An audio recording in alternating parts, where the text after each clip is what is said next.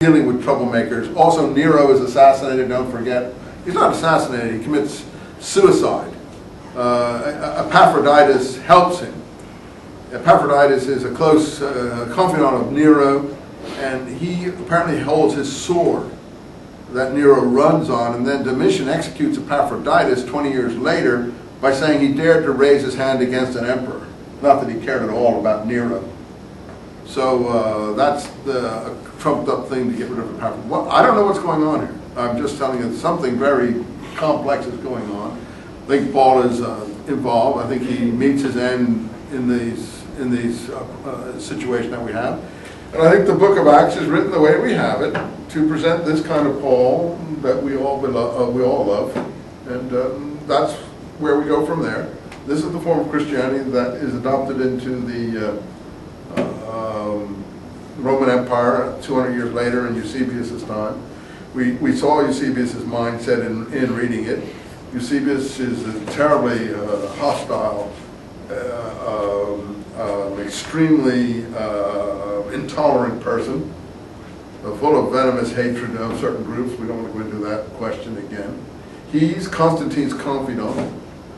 Constantine will not adopt Christianity until his deathbed because of all the killing and murdering he does. And he doesn't want to have to answer for any of those things. It's all in the sort of Constantine book if you want to read about it. Constantine is an absolutely brutal person. Kills people in his own family to keep his emperorship and so on. So in any case, you'll have to judge all these things. As you see, I'm prejudiced. I admit it. I'm a Jamesian down the line. You can be whatever you like. You want to be a Paulinist? You're free. You want to be a Jesuit if you can find him? You're free. We either have a Paul Jesus or a James Jesus, to my mind. And you have to decide where you stand. On the exam. What can we have on the exam? Well, we've got so much to cover, but basically we'll stick to the book of Acts. We did Eusebius in the first part. Let's stick to the book of Acts in the second part. We have a vast amount of material in Acts to cover. I'll try to pick out 2 out of 3 questions. You can bring your books. You can bring notes on note cards.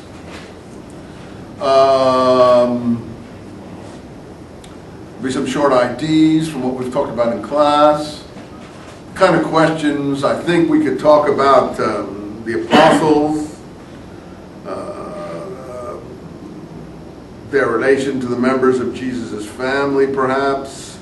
We can talk about the presentation of Peter, the relationship with the pseudo-Clementine presentation of these events in the early history in Jerusalem, debates in the temple, debates on the steps, Peter making the blood libel accusations. We can talk about the election to replace Judas Iscariot, presentation of Judas Iscariot's death. We can talk about Simon Magus, confrontations with Simon Magus. We can talk about the Ethiopian queen's eunuch and the conversion there, and the Queen Helen material perhaps if you want. We can talk about Peter's tablecloth vision and the visit to the Roman centurion. We can talk about Paul's conversion and the problem of going down the walls of Damascus in a basket twice, and why Paul knew all the apostles in Acts and why he doesn't know all the apostles in Galatians. We can pick up the themes in Galatians that Paul is interested in, his antagonism or arguments with Barnabas and Peter over table fellowship, how that relates to the tablecloth vision. We can talk about the Jerusalem Council in Acts, what was done there, what the rulings were. We can talk about the introduction of James, how James is introduced,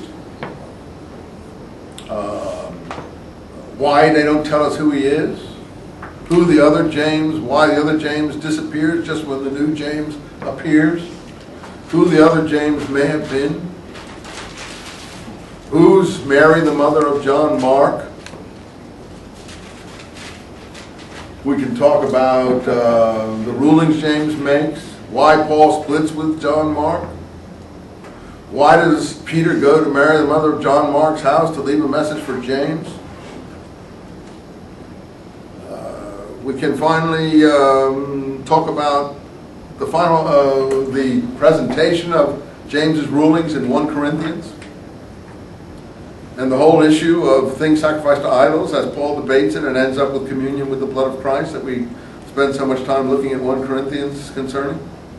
Paul's method of his strategy of being a lawkeeper to the lawkeeper, a lawbreaker to the lawbreaker in 1 Corinthians. The final confrontation in Jerusalem with James, where James sends him into the temple. The people who want to kill Paul, why they want to kill Paul, who the Sicarii are, who the people who take oaths are, what's a Nazirite oath.